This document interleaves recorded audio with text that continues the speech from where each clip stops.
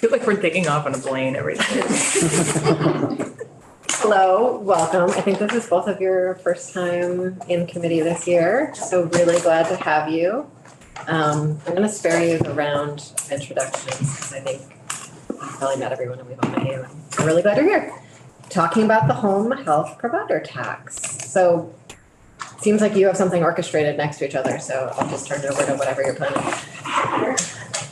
For the record, Nolan Langwell, the Joint Fiscal Office. Jen Kirby, Legislative Counsel. Jen and I have been doing this presentation to this committee for many years. Some of you have seen it before. You have seen it before, yeah. So our idea, so today we're going to give you do two pieces. We're going to give you a high level overview of what the provider tax is, how it's, who's charged or who pays it in Vermont, and then get into some of the restrictions of what you can and cannot do with the provider tax. And then from there, we'll kind of move into the specifics around home health provider tax. Great. Context. So the home health provider tax is, I should also say that there are two things on your website. One is under my name and one is under Jen's. So the presentation, I noticed that. So the presentation, I believe, is under Jen's name. It is indeed. So let's start with that. That's what we'll walk through, and then we'll go to the other document afterwards. So assuming everybody has the slide up, we're on slide 2. And so the provider tax has long been associated with funding for state Medicaid programs. Based on a 50-state survey, which is conducted by Kaiser, and I believe they do this every couple of years. In 2003, there was only 21 states that had at least one provider tax. However, by 2023, 49 states and the District of Columbia had at least one healthcare provider tax. The most common type of provider tax in states are nursing homes, hospitals, and intermediate care facilities. And there are other statistics of, what percentage have more than 3, and I'd say that probably more than half have more than 3. Just to get ahead of a conversation, Jill and I had, I looked up, I reached out to NCSL to find out how many states had specifically a home health provider tax.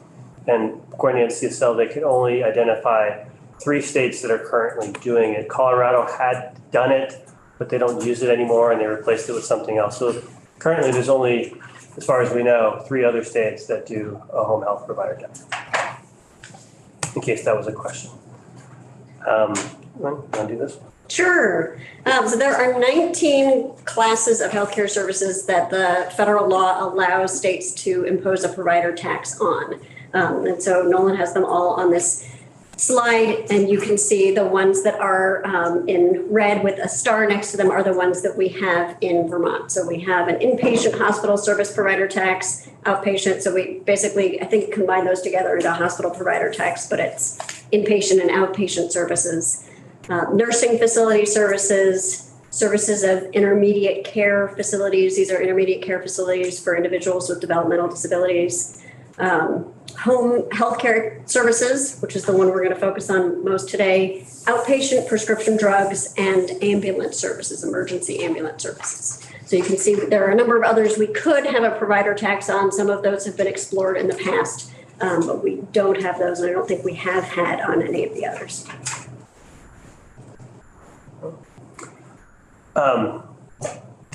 The slide here shows you all the, not just as Jen talked about, here's the provider tax that we do have in Vermont, and then it shows you the rates and then the revenues. So for instance, hospital provider tax, their tax is 6%. In fiscal year 22, we say actual versus forecast because we're still in 23, so this is what we think 23 will look like. But for 22, it's $161 million. The vast majority of our provider taxes are from hospital. Nursing homes, they do it on a per bed basis. This was established many, many years ago. At the time when provider taxes were being set up, it's always easier to talk to the industry and say, what is the easiest way for you to pay it? And at the time, nursing homes had said the easiest way for us to do it is on a per bed basis and not on our revenues. So they calculated a number that would equate, I want to say, it's supposed to be still roughly 6%, which we'll get to as the cap. And so that's why that one's on a per bed basis. That's, 14.66 million. Home health, again, this is 4.25% of net patient revenue. We'll get to the specifics of what is in and what is out of the term net patient revenue down the road. It was 5.8 actual raised in 22. 23, we're projected to raise 6.1. Intermediate care facilities, it's on the books, but there's no revenue there because there was only one left and that facility closed in 2020. So while this tax is on the books, there are no actual intermediate care facilities left to be taxed in the state. What is an intermediate care facility? This is the intermediate care facility for individuals with developmental disabilities. It's a federal category. It's like a group home. Great, thank you. Pharmacy is done as a 10-cent per script provider tax. That raises roughly $800,000 per year. And then ambulances, this is the newest category, which was, I think this one went into effect sometime in the last 5 years. That rate is 3.3% and it raises roughly $1 million. Isn't there something about that allows us to draw down federal revenue? This is your next slide, I think. Yep, exactly. Great segue. Exactly, right? This committee is very good at the segue. Very good. Couldn't have planted the question better myself. They know the right question to ask. So since 2019, provider taxes have been part of the general fund. The provider taxes used to go into what's known as the State Healthcare Resources Fund, and that had other stuff that went into that fund. And that money was dedicated specifically to help draw a match on on Medicaid, federal match for Medicaid. But at the same time, we're putting a lot of general fund in. Many years ago, I think it was a couple of years ago, I think I have it on my other doc. Oh, here, 2019 budget adjustment. We moved a lot of those revenues into the general fund. And at the time, it had to do with the bond ratings. We had so many special funds in the state. Our general fund looked really, really small. And meanwhile, we had lots of dollars. So a lot of the smaller funds were eventually sort of emptied into the general fund because general fund dollars were still paying for Medicaid anyway. So it's sort of put into the general fund, and this sort of creates a new conversation that I was just having with Representative Anthony about, does this dollar go specifically to this place? And we'll talk a little bit more about that. But 1/3 of all the funds used to fund the Medicaid program, the general fund accounts for 1/3 of all funds that are used to fund the Medicaid program. And that includes, if you look on the chart on the left, federal funds as well. So 63% of the money we used for Medicaid comes from the federal government, 33% are general funds, and a big chunk of that, I forget the percentage, but about 1/3 of that chunk are from our provider tax, most of which are from the hospitals. And then we have some other small special funds which have things like premiums and small amounts of other stuff. Yes, this money is general. These are general fund dollars that are used to draw federal match. That's how we get those federal on the other side. There's a whole presentation I could do another time about federal match and a thing called FMAP and how we draw federal dollars to pay for our program. But without going into the weeds of that, these general fund dollars are used to draw federal funds to pay for our Medicaid. You look on the blue chart, this is just the state dollars. So when you pull the federal dollars out, what are the state dollars that are used to pay for Medicaid? And so 89% of that are general funds. And again, about 1/3 of that come from provider taxes. So provider taxes are a huge part of our general fund amount that pay for, I say general fund equivalent that pay for Medicaid. They're not 1/3 of all general funds. They're just 1/3 of the general, they're equivalent to 1/3 of the general fund that are used to pay for Medicaid. All right, and then the last slide talks about the federal parameters around the provider tax. What are we allowed to do? Under federal law, we are explicitly allowed to use provider tax revenues as part of the state share of Medicaid. So that's something that's contemplated in federal law. But there are certain requirements. So under federal law, provider taxes must be broad-based. They must apply across an entire class of healthcare items or services or providers. So that list we looked at that had some things in red that are the ones that we do in Vermont, those are the classes. You have to apply it broadly across an entire class. You can't just apply that provider tax to certain providers in that class.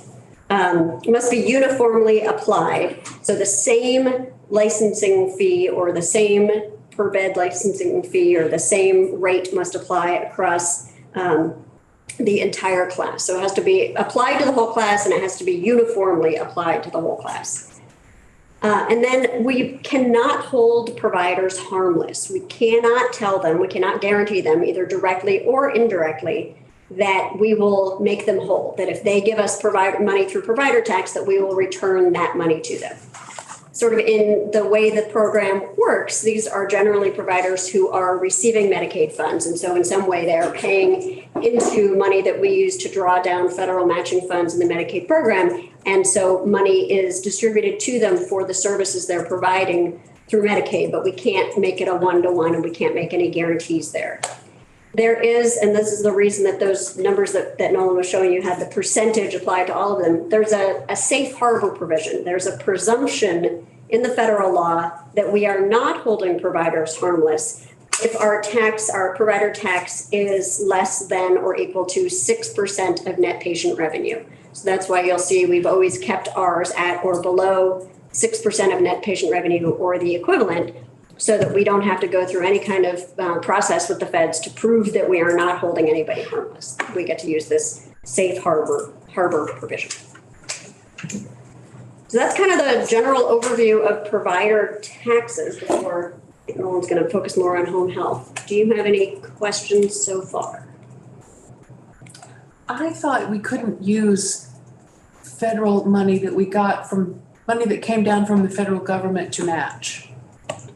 Yes, we can't match federal dollars with federal dollars. But back on this chart, did you, maybe I misunderstood. I thought you said you could use this orange chart So we use. Let her sorry. finish her question. to pay for the blue chart. So Maybe I misunderstood that. So we're using the blue and the gray to draw the orange. Oh. I understood that to be exactly the opposite. My error, thank you. Oh, thanks for the clarification. I forgot to raise my hand again. You need a yardstick or something. Oh, gosh. I don't think anyone would like that. It's not. Especially by the end of the week. I was wrong I'll create anyway in my question, but Thanks. Any other clarifying pieces? This is like a special little corner of the tax world that I think has its own. Why you get us, I know, it's fun, yes. regular tax team. It's complicated and not complicated. Present. Thank you. If I understand what Jen pointed out in terms of the federal, parameters of application, nothing obliges us to tax all of these categories or each of them. But if we choose one, we have to abide by it, if I Exactly. understand. There's no Okay. requirement Thank to you. impose a provider. So we tax can on forget any about cost. ambulances as long as we treated everybody the same way within the ambulance category or the other ones that remain, we're golden. Yes, I think Okay. then you would have the conversation of where does the revenue come from? No, I understand. yes, But in there's terms of no equity and. requirement. yeah. Right, so when Nolan was Let's have telling, one person speak at a time. when Nolan was telling you that there were, in 2003, there were, I don't remember what the number was, but 21 states had at least one provider tax. That means 29 states did not. And now almost every state but one, I don't know what the one is. Is it Alaska? I feel like it was Alaska at one point. Every state but Alaska has at least one provider tax, but there is no affirmative requirement under federal law to have any. And there are 19 classes, but I don't think any state has more than 5 or 6, or some of them are more complicated. Sorry, you're about this. Since you two have been doing this roadshow for a few years, I wonder if you have a sense of, back on the 19 federal classes, why we wound up with these rather than others. And we were just recently having a conversation around fees and ability to pay a little bit. And that doesn't seem to be how these are lined up right now. And so I'm curious if you have a sense of that history. I think most of them many of them started before us, but there has been some conversation in this building a number of times, particularly around dentists. And sometimes, and Nolan has a report I forgot about. Yeah, so there is a history that does predate us. We've heard the stories of why some were versus others. And it had to do at the time with trying to find revenues at a time when they were looking to increase rates and other stuff. I don't think I could really say who and why it was done. But what I'll say is, so this report came out in 2012. It was done by What is it called? Department of Vermont Health Access. They hired Pacific Health Policy Group to do a healthcare-related tax study report. And I keep this near and dear to me because it's got a lot of really great history. It's outdated, but the question at the time was, what would it look like if we expanded our provider taxes? And it has, what would you potentially raise if you did all these classes? And most of it's unknown and hard to determine. But what really came out of that, especially during the dentist conversation, is that when each provider tax, you sort of, they negotiate with that provider as to what is the easiest way to do that. And it turns out it's really complicated.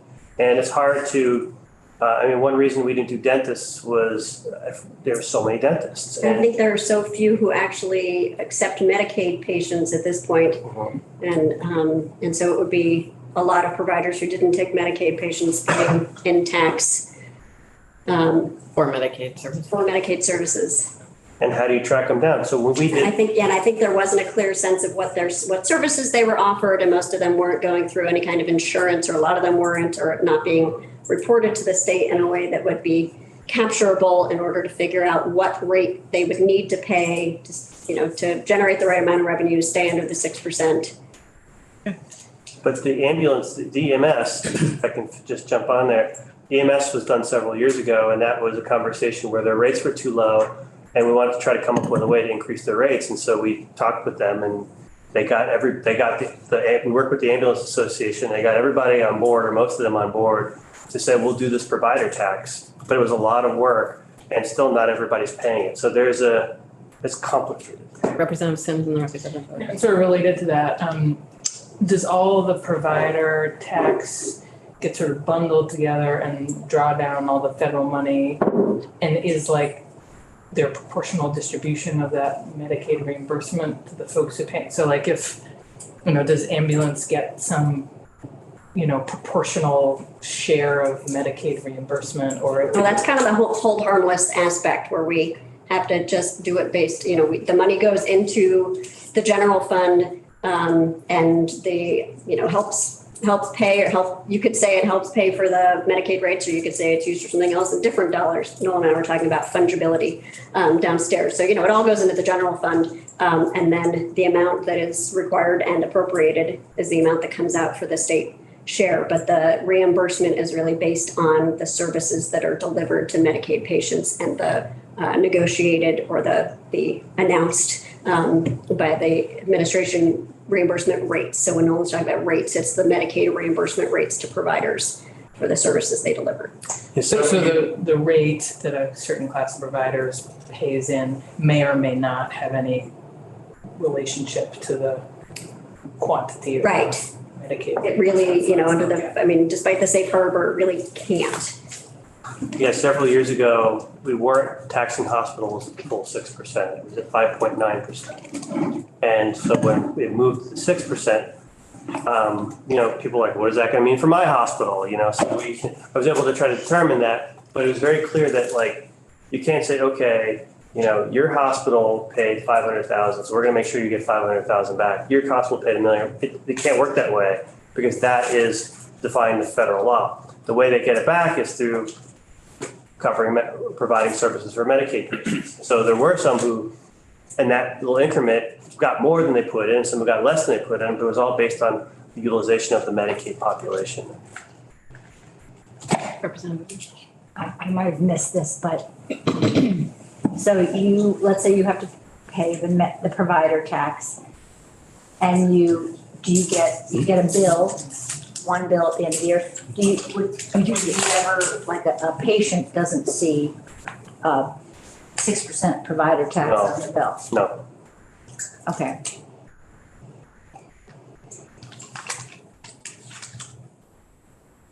I'm sure I have more questions about that. Sure. So I was quizzed in my district about an assessment that the ambulance and rescue squad got. Is that this? Yes. Yes. Yeah, it's actually in the statutes, it's referred to as an assessment, not a tax, but it's kind of generally called a provider tax.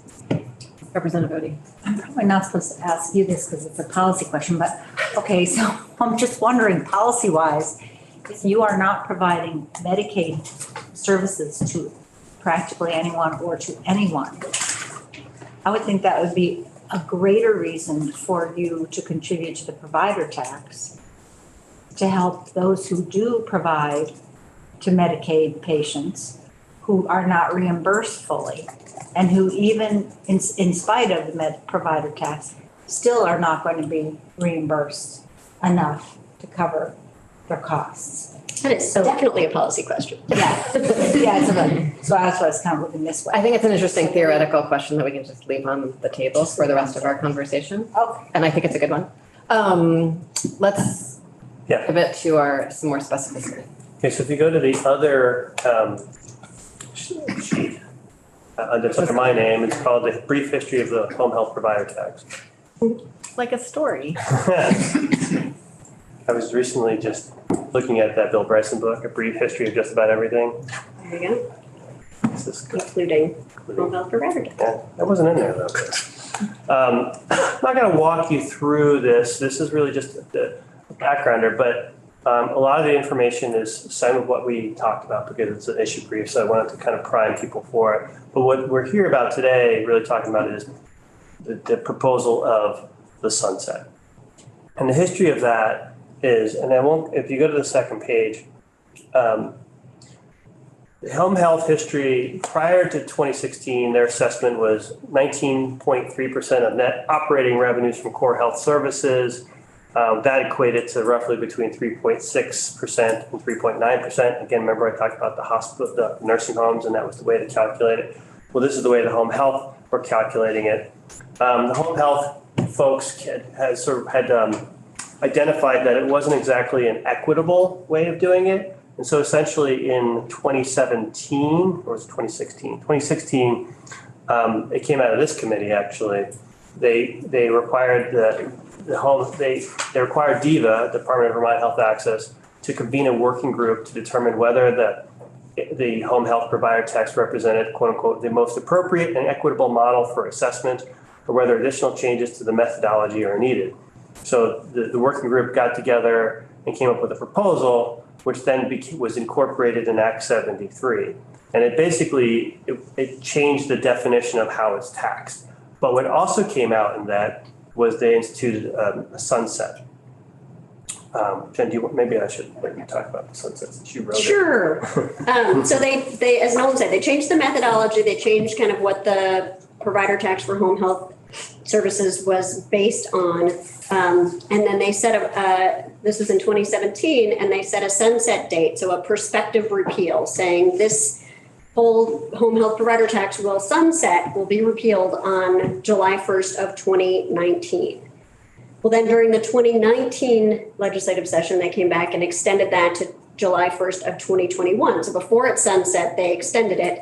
And then in 2021, it's been extended again to 2023. And this is kind of a construct for those of you who are newer to the building that is used sometimes that kind of encourages future legislatures to revisit a topic. So it doesn't, it's not binding on a future legislature to do something about the home health provider tax or anything else that has a sunset. But it's an opportunity to revisit and decide if you want to let a repeal take place or not. So in this case, the sunset has been extended a couple of times, and it is now back in front of you because on July 1st of this year, if you do nothing, the home health provider tax will sunset, will be repealed. Which is exactly what the governor has proposed to do. If you look at the second page of this brief, you'll see the history of the revenues going back 2018 up to projected 23. There's nothing for 24 because the home health provider tax was already scheduled to sunset. The base assumes that. So we're not saying, it's not like the governor's proposing a tax cut. This is a reduction in revenue, but the base already assumed that it wasn't going to be there because that was underlying law. Does that make sense? Okay. Thank you. So, and that's what your committee is weighing in on whether you. So and the last thing I'll say is, because of this, there's actually no language. The proposal is to let the existing law go into effect. Very elegant. So that's a perfect segue to saying, this is not the last time we are going to have this conversation, everyone. This is just the beginning of the conversation. And so would love to have Jill Mazza Olson come up and talk us through, because my understanding, the way that Sunset was introduced to me last biennium, or my last memory of it, was that it was actually upon the request of the home health providers in an effort to sort of further figure out a better way to do this. And so it sounds like you've come up with one, which is to not do it. Yes.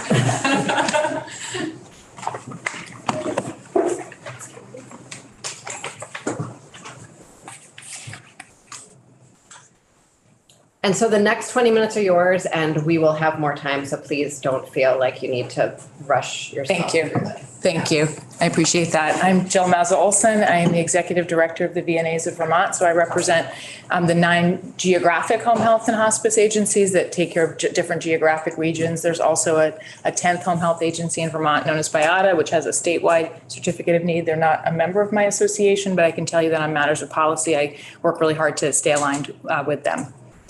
But it does mean that sometimes my data is limited to only my members rather than including theirs. Just a little bit, I know some of you, I don't know some of you. I have worked for the VNAs of Vermont for 6 years, and before that I was with the Hospital Association for about 14. So definitely been around the building for a while. So you should have a presentation from me, which I hope you can see. Okay, great. So I am going to launch in, but before I do that, I just want to take a little bit of a step back and really talk to you about why we are asking this legislature to support the governor's proposal to allow the tax to sunset. So we really, I always asked for the sunset to be left in place because I always wanted a future legislature to have to grapple with the fact that they're taxing this particular service. There is no way to rearrange $6 million in the home health system and make it work. So we don't have it. That's my primary message to you. We don't have this money anymore. We just don't have it. So I'm going to go through why and try to convince you of that. But that's where I'm going. And of course, as we think about this as the provider group, it's just a cost to us. So how we experience it as a bill it's just a bill we pay, and that we don't experience any sense that rate increases for us are prioritized because we're a tax-paying entity, and there is no sort of methodology to keep our rates in line with cost or in line with inflation or any other factor. It's pretty intermittent. So I always like to just remind people what home health does, just because not everybody has experienced home health or they've experienced just a piece of what we do. So I call this my 4 buckets talk. It's actually pretty quick. I won't go through all the pieces, but essentially we do 4 major kinds of work. Healthcare at home, nurses, therapists in your home, often after surgery. It might be that you have a wound that needs care. It might be that you need physical therapy in your home rather than going to a rehab facility. It might be that you need intravenous antibiotics. So this is skilled care at home, licensed people coming to your home and taking care of you. That's the medical care. We call it skilled care. Most of that we provide under the Medicare benefit. So we don't talk about it in this building very much because it's mostly a Medicare thing, but there is skilled home health that's paid for by Medicaid, and the Medicaid benefit is a little broader than the Medicare. So it is actually there is a Medicaid service. Lots of prevention, health screenings, vaccination. My members vaccinated a lot of people in their homes when the COVID-19 vaccine came out. We were way ahead of other states. We really pushed to make sure that people who couldn't go to clinics got vaccinated. We do maternal child health, both after babies are born, but lots of help and support for families before babies are born. Long-term care. So that gets talked about in this building a lot because we have the choice, what's known as the Choices for Care program, big Medicaid program, federal waiver. It is long-term care means it's not medical care, it's really care to help people stay independent. So help with bathing, dressing, incontinence support, nutrition. So lots of people can only live independently at home because they're getting some support. Lots of people are getting support from family. Some people are also getting support from caregivers who are hired by home health agencies to assist them, and it's a Medicaid program. And then, of course, hospice, which is end-of-life care, and that is a holistic service. There's medical care, spiritual care, goal setting, support for families. All care should be, really the whole healthcare system should look like what hospice looks like. It would be a better system. So those are the four primary things that we do. So I just sort of like to provide that context. What I think is really important for you to know is that it's gotten a lot harder to do what we do. The last year has been incredibly challenging. I have never seen my members under the level of stress that I see them under now, and I was their leader through the pandemic, through the acute phase of the pandemic. This phase of the pandemic is much harder. I'm still collecting data for my members, but with the data I have so far, which is from nearly all of them, so all of them are losing money. All of them are operating at a loss. That's never been true before. The loss across the system, if you sort of aggregate it, is about 21%, with some being a lot lower than that and some being a lot higher than that. It's $22 million and counting. So $6 million is a lot of money to us. It's a lot of money to us.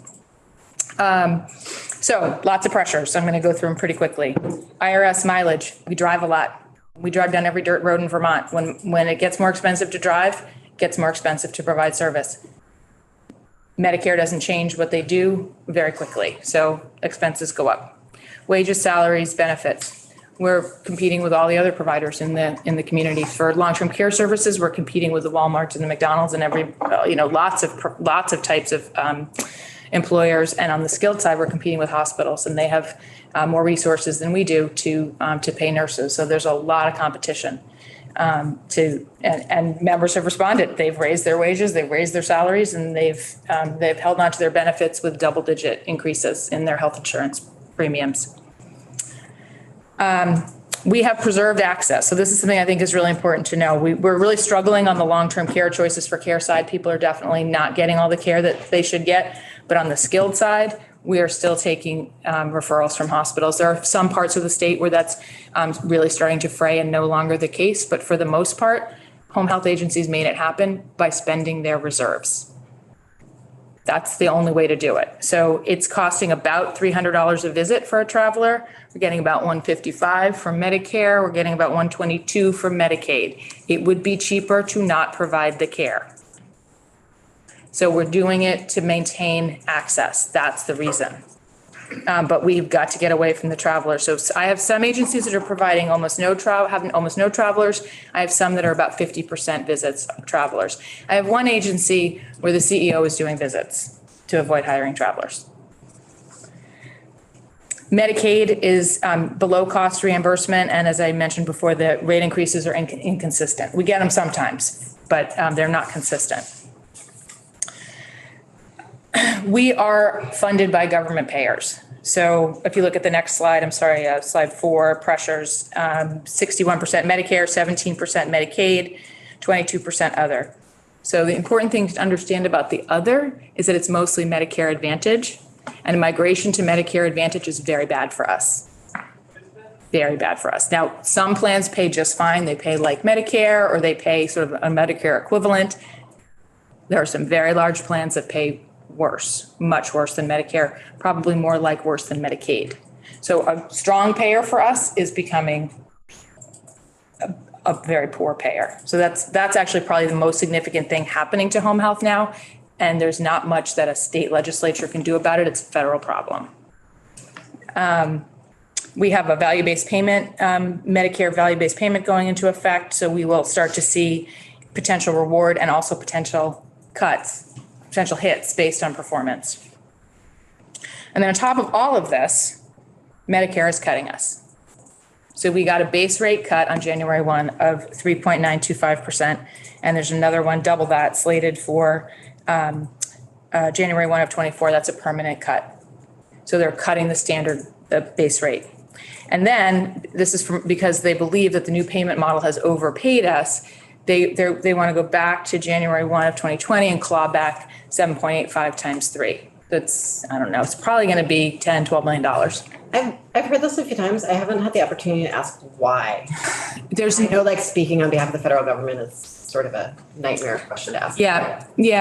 So I really actually pride myself on being able to explain why people I disagree with view things the way they do. I really do. This one's pretty hard. So there are two things. Some of this is my opinion, some of this is what they say. My opinion, Medicare has been trying to eliminate Medicare margins for 15 years through multiple administrations. They don't want us to make any money on Medicare. They want us to have no extra money on Medicare. That's the money that pays for all of our losses on Medicaid. That's the only other source, right? We get Medicare, we get Medicaid. So they don't, the two sides of the house don't talk to each other. They don't want us to use, so there's that. And then when they changed the payment model back on January 1 of 2020, they were mandated by Congress to do it in a way that was budget neutral.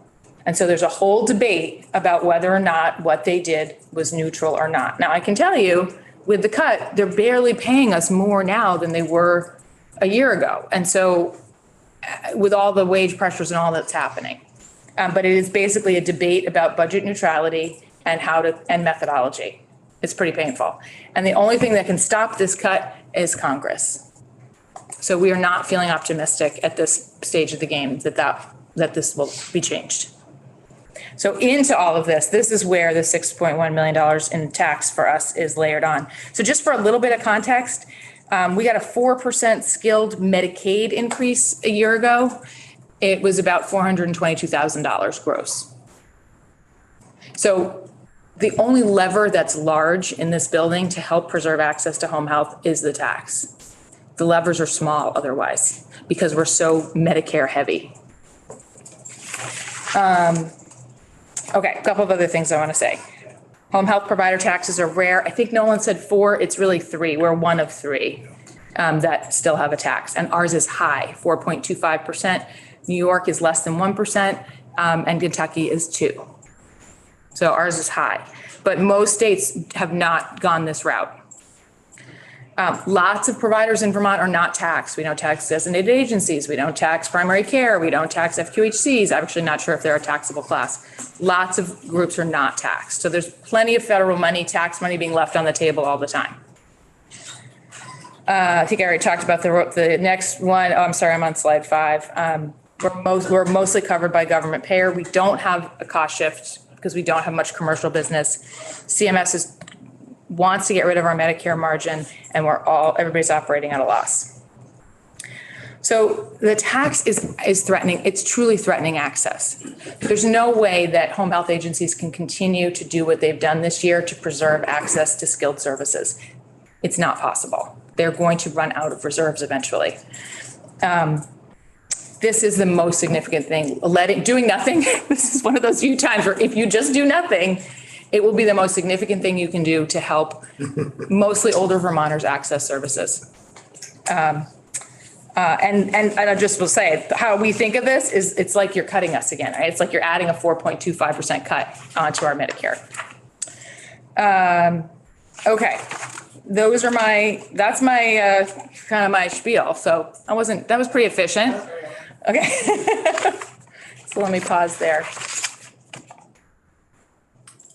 I'm curious about, I know that in previous conversations, it was that different providers were experiencing this in different ways. And so I'm curious about sort of your members versus Viata and like how that mix plays out. And I know, or if you have any advice on how we can get more information about that. Well, so just to be clear, the tax is applied to everybody. Yeah, so they're part of their tax assessment is in the 6.1. Yep. What I don't know is how they're doing financially. I just don't know. It's not a question I have asked, and but most providers are really struggling with with the reality of the Medicare cut and all the rest. I think it's a pretty consistent problem. Thanks.